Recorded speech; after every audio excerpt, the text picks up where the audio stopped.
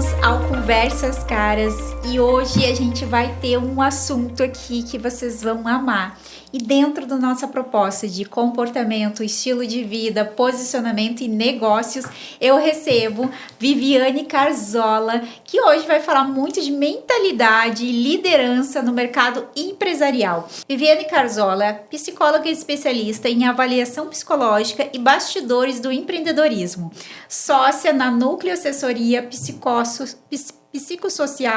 e da Tolite Vargas. A Vivi se dedica à sua própria clínica exclusiva para empresárias e liderança. Seja muito bem-vinda, Vivi. Obrigada, Cris. É um prazer estar aqui. Adoro o seu trabalho, sempre acompanho, reconheço a importância e ter esse espaço para a gente também trazer um olhar da psicologia, acho muito interessante. E eu adoro, gente, porque eu acho que primeiro, todo mundo tem que fazer psicologia, né? Tem que ter uma psicóloga, não fazer a profissão, mas ter esse espaço, né? De cuidar de si, de estar com uma psicóloga, de fazer essa higiene mental.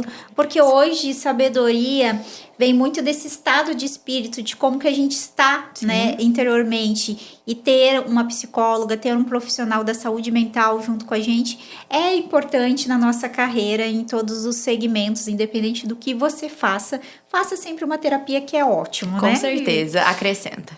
E aí, Vivi, a gente hoje vai focar bastante num nicho que eu amo falar, que é sobre liderança e empreendedorismo, não só essa liderança, mas também essa saúde mental, né? Como se manter com equilíbrio a empresária nesse universo desafiador que a gente tem. E eu tenho algumas perguntas aqui selecionadas a dedo. Ótimo. Você defende que toda liderança começa com autoliderança, como a forma que uma empresária administra suas próprias emoções impacta diretamente na cultura da empresa e na performance da equipe. E eu tenho um caso, gente, que eu atendi durante algum tempo uma empresária que todo funcionário tinha um problema, mas na verdade o problema era ela. Quando você tem um ruído, alguma questão interna sua, não consegue resolver, isso obviamente reverbera para toda a equipe. Então aqui voltando para o mote da nossa pergunta, ter emoções administradas, assim, mais bem balizadas, é fundamental hoje. Como que a psicologia empresarial entra nesse momento? Ótimo, Cris, excelente. A gente pensa hoje uma liderança eficaz dentro de 3 pilares, que é a autoliderança, gestão de pessoas e visão de negócio. Mas a autoliderança, ela vem em primeiro lugar porque ela é a base. Nós levamos para as nossas relações aquilo que existe dentro de nós, como você colocou. E as nossas emoções, elas ditam os nossos comportamentos. Por isso que é tão importante que a gente tenha espaços para olhar, revisitar as nossas próprias crenças. Tanto em relação, por exemplo, ao trabalho, ao sucesso, ao dinheiro. E dentro desse campo também, pensando o que é ser uma boa líder. Algumas pessoas podem associar que se a equipe erra, significa que eu não sou uma boa líder. E com isso, eu tenho uma tendência a ter uma baixa tolerância ao erro. Tanto ao meu erro, quanto ao erro dos meus liderados. E a minha equipe vai entendendo, por exemplo, que não existe campo tanto para autonomia, para criatividade, vão se tornando mais dependentes de mim, com isso eu tenho mais dificuldades para delegar, é literalmente um efeito dominó. E outro cenário que também acontece muito na prática é, eu entendo que para mim ser uma boa líder, todo mundo tem que gostar de mim, eu tenho que me dar bem com todo mundo, e nisso eu crio um cenário ali de permissividade, eu tenho dificuldade de estabelecer limites, de ter conversas difíceis, dar um feedback, inclusive até demitir quando é necessário. Então a gente precisa ter esse olhar que toda liderança é uma relação de influência. Eu influencio o outro para que a gente consiga atingir um objetivo em comum. E se eu não olho para mim, acaba que esse contexto também fica ruim. Sim, com certeza. Sim. Vivi, como uma psicóloga especialista em empresárias, né? Posso dizer assim? Sim.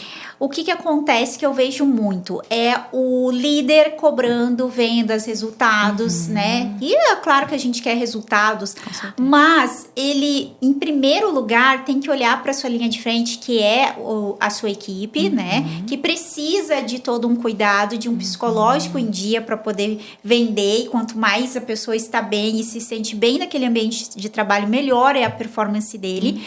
Mas começa, sim, pelo líder. E essa conscientização apresentação, até queria que tu elaborasse um pouquinho mais pra gente sobre essa conscientização que esse líder precisa ter de procurar uma ajuda para que ele seja um melhor líder e performe bem, não é pelos resultados somente visíveis, materiais, mas pelos intangíveis também. Perfeito, sim. E a própria cultura dentro de uma empresa, ela é formada pelo que é dito, mas também o não dito. Então, os nossos colaboradores, eles estão atentos às nossas reações, ao nosso comportamento. Por isso que é tão importante ter esse olhar da autoliderança, de gerir as próprias emoções, de conseguir, por exemplo, ter uma conversa assertiva, de trabalhar as minhas crenças para que nas minhas relações ali, nas conversas do dia a dia, eu não me sinta facilmente engatilhado pelo outro, reativo ou no lugar de passividade, onde tudo eu já 8 ou 80, eu já bato. Então a gente precisa ter essa conscientização das nossas próprias emoções pra gente conseguir também transbordar isso pro outro, influenciar o outro, como eu disse. É interessante. Exato.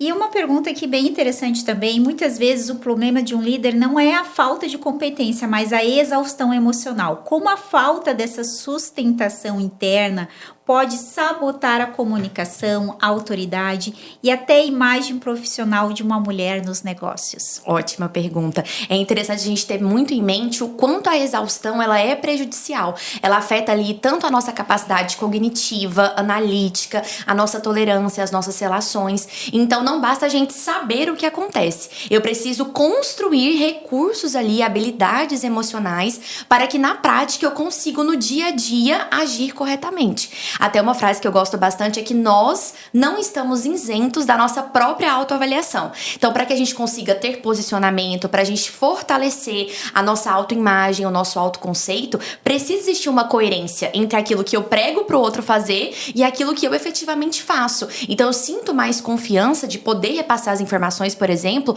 quando eu tenho essa segurança, quando aquilo está trabalhado em mim.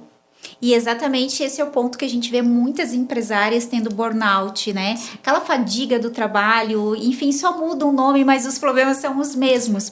E eu quero trazer um pouquinho, assim, de uma experiência minha pessoal. Estava no estudo bíblico que a gente faz a cada 15 dias com algumas pessoas, né, da igreja, e nós estávamos falando, né, sobre a sociedade, sobre os ídolos que a sociedade nos impõe, né? Então, a fé, ela também ela é bem intencional e racional. Você tem que escolher ter fé. Mas o que nós estávamos falando? Que a sociedade, ela coloca tanto essa questão de você performar o tempo todo, dar resultado o tempo todo, que leva as pessoas a essa exaustão emocional. Sim. E dá essa percepção de que se você não teve esse determinado sucesso, você não teve o valor. Sim. E isso coloca a pessoa no estado de depressão, muitas vezes até profunda, né? Você que é especialista, Viviane, vai poder falar melhor pra gente. Mas o que a gente vê é isso. E se eu não tive o sucesso tão esperado pela sociedade, eu não tenho esse valor? Exato. Mas é claro que você tem valor, mas o que é sucesso para você também? É a fica crença. A pergunta. É justamente, né, a crença que nós temos, né? O que eu carrego para mim que aquilo é importante. Em relação ao burnout, é maravilhoso que a gente traga essa pauta aqui, porque ele não nasce de maneira repentina, é muito difícil. Ele vem de um acúmulo de negligências. Então eu vou me negligenciando, vou deixando de lado coisas que são importantes para mim, necessidades, inclusive fisiológicas nesse processo, que me levam a esse adoecimento. E é um lugar de esgotamento que advém desse âmbito profissional. Perfeito. E aqui, qual é, na pressão por resultados, a primeira pessoa que o líder negligencia é ele mesmo? Como identificar os sinais silenciosos de alta performance está se transformando num modo de sobrevivência perigoso, né? Aquele time ali, como é que se diz a palavra?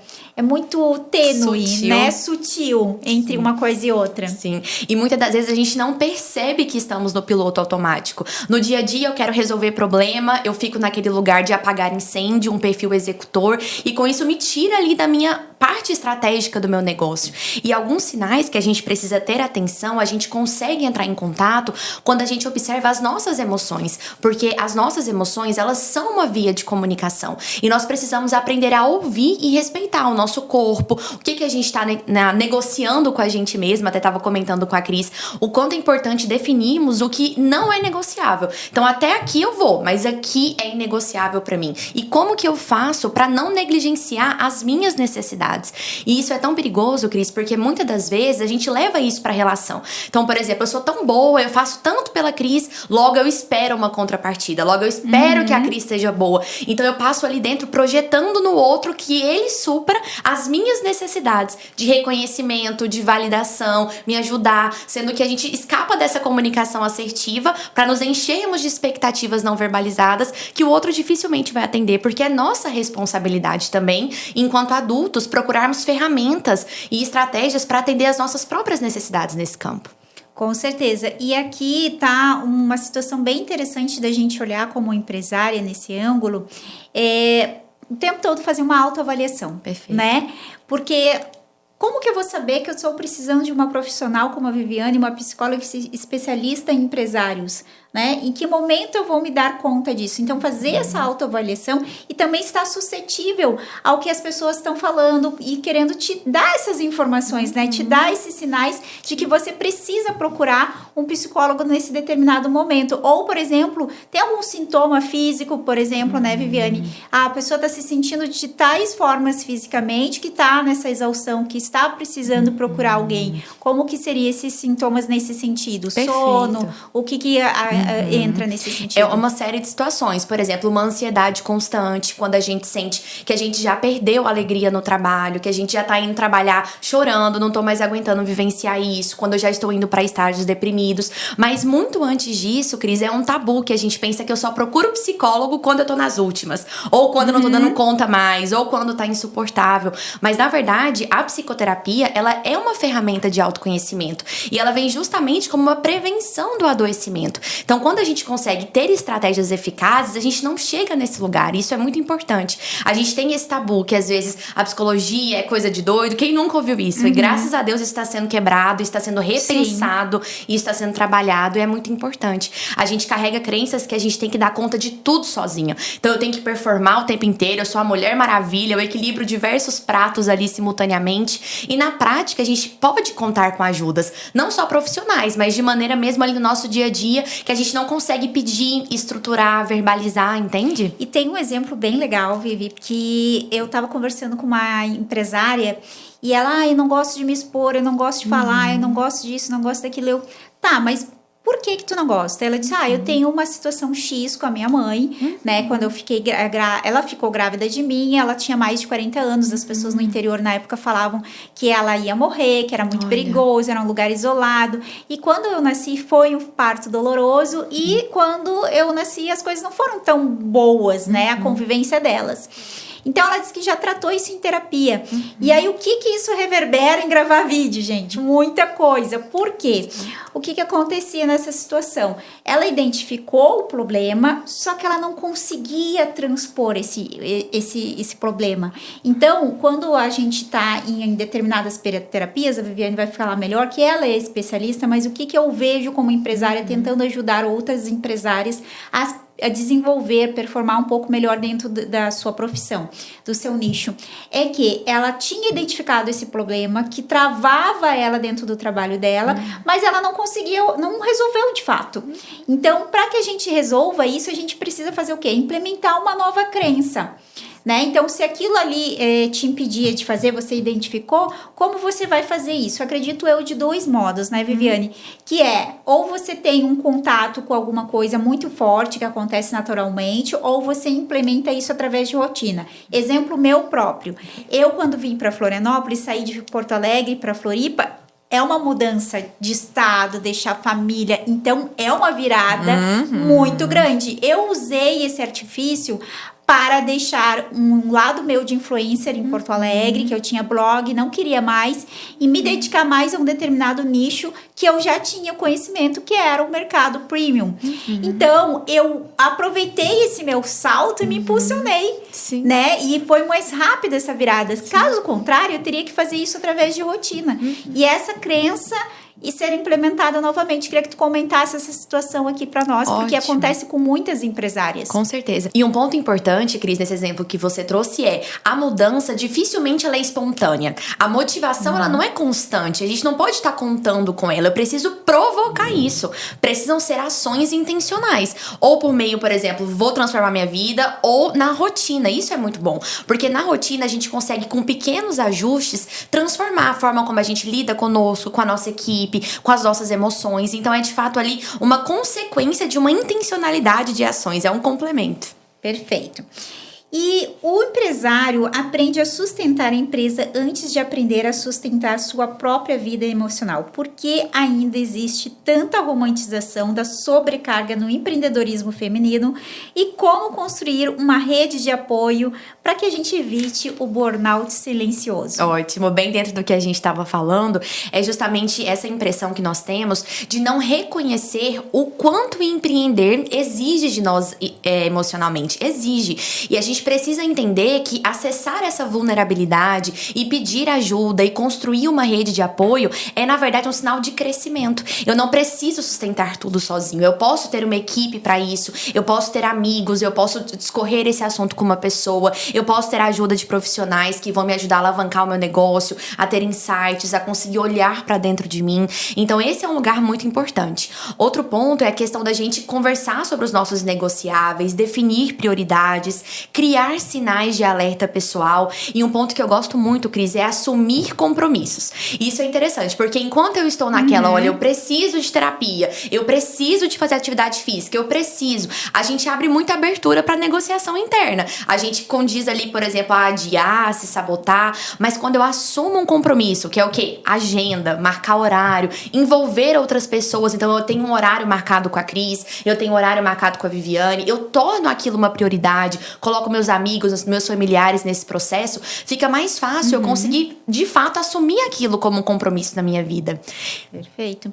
Perfeito. Sim. Vivi, uma coisa que a gente estava falando agora, né? Não precisa estar, né, numa situação crítica para buscar um psicólogo. Sim. E hoje, se eu tô muito bem, mas eu quero realmente ser uma líder melhor, eu quero realmente ter resultados diferentes, quero investir em autoconhecimento, que é a chave que eu falo sempre para vocês, minhas caras. Se você tem autoconhecimento, você manda bem em todas as áreas, todos os âmbitos, você vai se sair bem, porque quanto mais você se conhece, melhor você se desenvolve em todos os setores. A questão é que muitas de nós acabamos sabotando isso, né? Olhando somente para o que a gente precisa fazer no momento, qual o resultado que eu vou ter disso. Mas, na verdade, eu gosto de trabalhar sempre de dentro, né? Para fora. A raiz dos problemas eu gosto de trabalhar. Eu gosto de trabalhar com autoconhecimento. Eu sou uma pessoa profunda. Essa é a minha personalidade e eu trago essa personalidade na minha forma de conduzir o meu negócio, de modelar o meu negócio. E se você não se conhece, não tem esse autoconhecimento, você vai ter ruídos em tudo que você quiser fazer. Como que é esse ponto trabalhado dentro dos teus métodos? Fala um pouco mais de como que tu atende essa empresária. Você trouxe um exemplo, Cris, que casa perfeitamente com isso. A pessoa que às vezes está com dificuldade de gravar. Muitas das vezes não é técnica, é questões emocionais. Então, por exemplo, eu sou insegura, eu tenho uma questão ali pessoal que não me permite, eu sinto que eu não me comunico bem, eu não consigo me expressar, eu fico ansiosa, eu fico nervosa. Esses são aspectos emocionais que a gente pode olhar para chegar a esse fim. Então, nem tudo é técnica. Muitas coisas vêm antes. Eu costumo falar que são as questões invisíveis que a gente não olha, que trata ali dos nossos medos, as nossas inseguranças, as nossas limitações. E isso pode ser desenvolvido. Outro ponto, a questão não é nunca errar. A questão é que a gente tenha uma estrutura, uma rotina e recursos que nos permite perceber que a gente está errando mais rápido, que nos consiga ajudar a voltar com mais facilidade. E a terapia, ele faz esse movimento com a gente. Eles nos colocam nesse lugar de reflexão, de análise, de desenvolver novas competências. Por exemplo, geralmente a gente vai empreender, a gente é muito bom funcionário. E aí, quando eu vou empreender, na prática eu falo, meu Deus do céu, eu não sabia que eu tinha que gerenciar pessoas, demitir, contratar, que é uma coisa mais difícil que existe. E tem uma outra coisa também, aquela coisa assim, quando você é CLT, se fosse pro teu chefe, tava pronto. Se é pra você, não tá. Exato. Porque você procrastina. Você negocia com você mesmo, parece que você não consegue. Exatamente. Então, a empresária hoje, ela tem esse desafio de se olhar para dentro de si, se perceber. E muitas vezes a gente acha que a gente precisa de... eu preciso de mais dinheiro para investir no meu negócio e ele estaria performando melhor. Não, não é sobre isso, gente. Eu posso dizer que não é, porque muitas vezes eu achei que era e não era. E muitas vezes era uma copy ruim, ou era o nome de um treinamento, ou... Por quê? Porque eu ainda estava tentando descobrir. E a gente, quando tá testando, a gente já não tem mais paciência. A gente já quer que aquilo ali... Nossa, foi o primeiro lançamento, aquilo tem que sair maravilhosamente bem. E não é. Você tem que dar tempo para as coisas maturarem. Porque a rede social e o mundo que a gente vive, a nossa sociedade, quer que a gente esteja numa velocidade surreal que a gente não consegue acompanhar. Frenético. E é por isso que a gente muitas vezes não tem o resultado que a gente não quer, porque a gente não tem essa calma, essa paciência de olhar, de analisar, de entender, peraí, será que é dinheiro mesmo que eu tô precisando? Não é para eu olhar para mim como líder e ver o que eu preciso para me desenvolver melhor? Tem empresárias que abrem negócios, né, Vivi? E elas simplesmente não sabem gerenciar. E eu digo, o que tu deveria de ter feito antes? Um curso do Sebrae sobre gestão. Perfeito. Sabe? Essas coisas que tem que dar uma olhada primeiro. E uma palavra, Cris, que me veio muito à mente quando você falava é o perfeccionismo. O perfeccionismo, ele nos limita, porque eu não me permito testar. Eu preciso que tudo esteja 100% redondinho, pronto pra mim fazer. E na prática, a gente se constrói fazendo. A gente se constrói errando, acertando. Até quero te fazer uma pergunta a respeito de perfeccionismo, que eu tô ressignificando esse conceito pra mim, tá? Legal. Porque o perfeccionismo é o quê? Você tem um diamante, você vai lapidar, você vai testar, você vai fazendo, executando, até que a pedra fique ideal, perfeita. Isso é perfeccionismo no meu ponto de vista, no meu conceito Cristiane Piuga. Então, eu vou fazer. Agora, o conceito que as pessoas estão lidando de perfeccionismo é: não vou fazer se não for para ficar bom. Peraí, como é que ele vai ficar bom se você não executar? Perfeito. Isso pra mim é procrastinação disfarçada de perfeccionismo. Pode ser também. E até um ponto que a gente até estava conversando aqui nos bastidores em relação ao básico bem feito. É um consenso que o básico bem feito funciona. Todo mundo sabe. Mas por que é tão difícil fazer o básico? Esbarra no perfeccionismo. É a ideia de que tudo tem que ser muito grande, muito bem elaborado, tem que ser disruptivo. Nem sempre. Estar fazendo já é válido por si só. Mesmo que não esteja pronto. A construção das coisas, elas também são feitas a partir da experiência. Então eu experiencio, eu remodelo, eu enxergo as lacunas. Agora, se eu não vou pro campo, eu fico sempre nesse lugar de idealização, de não movimentação, e isso me limita enquanto líder, enquanto empresária, e também transpassa a minha equipe, transpassa a cultura da minha empresa. Então é algo muito sério da gente trabalhar, porque isso afeta não só a gente, mas todo mundo que tá ali ao redor. É meio que eu seguro todo mundo aqui do meu ladinho e calma, não vamos não, e a gente fica nesse movimento. Exato. Vivi, então assim, pra gente encerrar, me fala um pouco assim, o que a empresária vai encontrar de soluções quando ela te buscar? Como que você atua, os teus métodos? Fala um pouquinho mais como é a tua forma de atender. Perfeito, Cris. Obrigada por me dar esse espaço. E quando a gente pensa em psicoterapia voltada para empresários, empreendedores e lideranças, é justamente com essa proposta de desenvolver recursos emocionais para quem ocupa esses lugares, porque ele exige estratégias diferentes, ele exige, às vezes, uma maior exposição, um maior contato com a comunicação. Então, gerenciar pessoas, isso transpassa as nossas questões emocionais. E quando a gente tem espaço para olhar para isso, elaborar, melhorar, a gente consegue ver na prática o quão bonito é esse crescimento que a psicoterapia ela consegue trazer para as pessoas. É muito bom. Você é uma psicóloga que atende empresárias, mas também é uma empreendedora. Sim. Para encerrar agora de vez, o que você vê, assim, que você gostaria de deixar de conselho como empreendedora, que você não fez no seu negócio, que você fez e que ao mesmo tempo o serviço que você presta também te ajudou a resolver essa questão? Ótimo. Na prática, empreender me trouxe muito mais embasamento. Enquanto a parte do conhecimento, a gente estuda e percebe a parte teórica. Mas quando a gente chega na prática, como é fácil, Cris, a gente se negligenciar, a gente agir pela emoção, a gente não pensar no que a gente faz. Eu me deparei várias vezes nesse campo minado. E foi onde a psicoterapia e esse autoconhecimento pôde me colocar em lugares estratégicos. Pôde me dar justamente aquele start. Vivi, calma, não é por aqui, é por ali. Respira, sente seu corpo, vamos pensar juntos. E entender que isso é um investimento, não só para nós, mas para o nosso negócio. Antes de um CNPJ forte, existe uma pessoa que tem as suas necessidades, que tem as suas expectativas, que tem suas esperanças. A gente precisa olhar para essa pessoa também com carinho. Perfeito. Eu disse para vocês que esse episódio ia ser também incrível, como todos têm sido. Eu quero sempre trazer para vocês pessoas de nichos diferentes para que abra sua mentalidade e você perceba tudo que você pode enriquecer no seu negócio de maneira sofisticada, leve, premium e de encontro aos seus objetivos de sucesso no seu negócio. Aqui no Conversas Caras a gente fala de comportamento, estilo de vida, negócios e posicionamento.